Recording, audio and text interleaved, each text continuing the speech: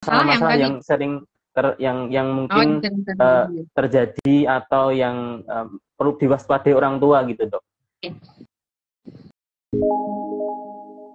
Kalau yang tumbuh itu masalahnya adalah bisa berupa masalah gizi ya Mas. Misalkan berat badan nggak naik, panjang badan nggak nambah dengan baik, itu masalah gizi stunting satunya. Ya. Teman-teman mungkin sudah tahu yang namanya stunting itu. Stunting itu adalah kondisi di mana anak lebih pendek dibandingkan menurut usianya. Menurut mas bayanya juga lebih pendek, tapi itu disebabkan karena gangguan gizi yang kronis yang sudah lama berlangsung, atau bisa disebabkan karena infeksinya yang sudah lama terjadi, ya. Itu bisa, itu yang dinamakan dengan stunting. Sebab salah satunya itu gangguan tumbuh, ya, gangguan tumbuh. Nanti kita bicara gangguan kembang.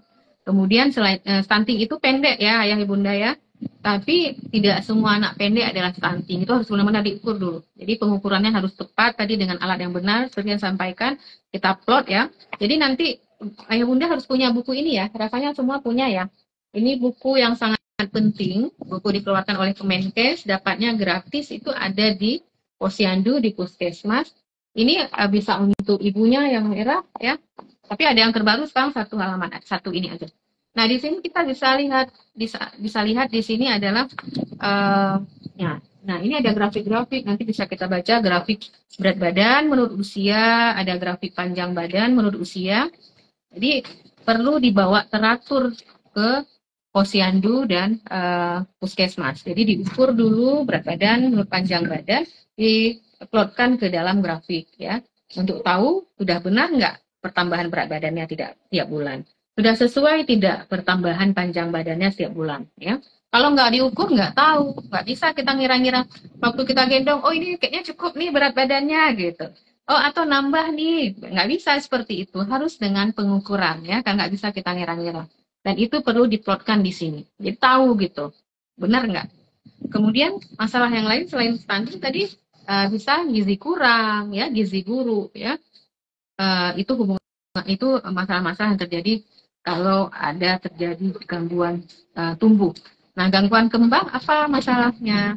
Gangguan kembang bisa misalkan contohnya gangguan bicara, ya, gangguan bicara, gangguan bahasa, yang harusnya misalkan anaknya sudah bisa bicara di usia 1 tahun gitu, tapi ternyata 2 tahun ke atas belum bisa ada kata-kata yang bisa dipahami oleh si anak. Itu sering sekali kita mendapatkan sekarang kasus anak dengan gangguan bicara dan bahasa.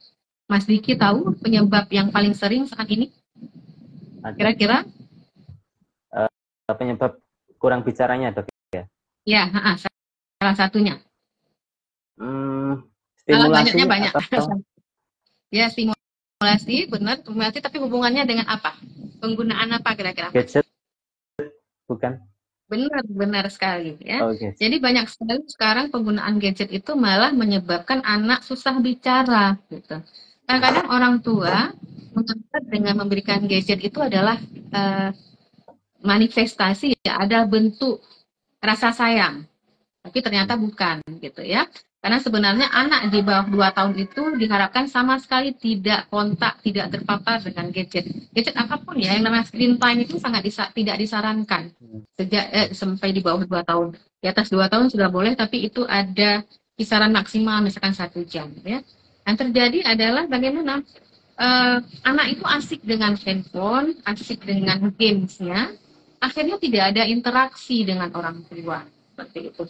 Anak nangis diberikan handphone ya, anak nangis dihidupkan televisi, menonton kartun segala macam. Jadi lama-lama juga anak mikir ya, oh suatu saat setiap aku ada perlu setiap aku ini nangis aja biar dapat handphone gitu, seperti itu. Nah itu perilaku yang sebaiknya memang dihindari oleh semua orang tua. Kebiasaan seperti itu tidak diberikan. Alangkah lebih bagus anak diberikan buku sambil nanti dibacakan oleh orang tua segala macamnya. Saya banyak sekali mendapatkan kasus-kasus anak dengan terlambat bicara. Ternyata selama ini memang kontak dengan gadget selalu. Hampir dalam sehari itu berjam-jam kontak dengan screen time ya. Jadi kasihan sekali gitu. Nah, kemudian selain gangguan tadi karena gadget, gangguan bicara itu banyak yang lain ya. Bisa karena misalkan ada masalah misalkan autisme, kemudian anak-anak dengan ADHD, bisa gangguan pemusatan pikiran, ya, bisa juga mungkin karena cerebral palsy, ya, salah satu kondisi gangguan tumbuh kembang, salah satunya juga cerebral palsy. Cerebral palsy ini sering terjadi pada anak-anak yang contohnya tadi karena asfiksia, yang lahir tidak menangis segera, ya, itu oksigen di otak kan nggak sampai, itu akhirnya menyebabkan anak tumbuh dengan apa lumpuh, ya, seringnya anak lumpuh, ya, perkembangannya tidak bagus kalau pada anak yang cerebral palsy. Dia betul-betul tergantung dengan orang tua. Seringnya hanya bisa tiduran ataupun bisa duduk, tapi dia tidak bisa mengurus dirinya sendiri. Semuanya hampir sebagian besar tergantung dengan orang tua. Ada juga cerebral palsy itu juga bisa disebabkan misalkan karena kondisi kuning, ya. Bayi lahir kuning yang sangat berat sampai menyebabkan kejang, itu bisa pada saat nanti dia hidup besar bisa salah satunya menyebabkan kondisi cerebral palsy. Kemudian kondisi yang lain gangguan kembang adalah sindrom Down misalnya, ya, itu kan kita nggak bisa ngubah kalau itu, ya, karena memang genetik, ya, trisomi 21. Kemudian bisa itu kondisinya, Mas, retardasi mental salah satu juga disebabkan dengan karena gangguan dari pada saat sejak dari janin atau pada saat kelahiran, seperti itu.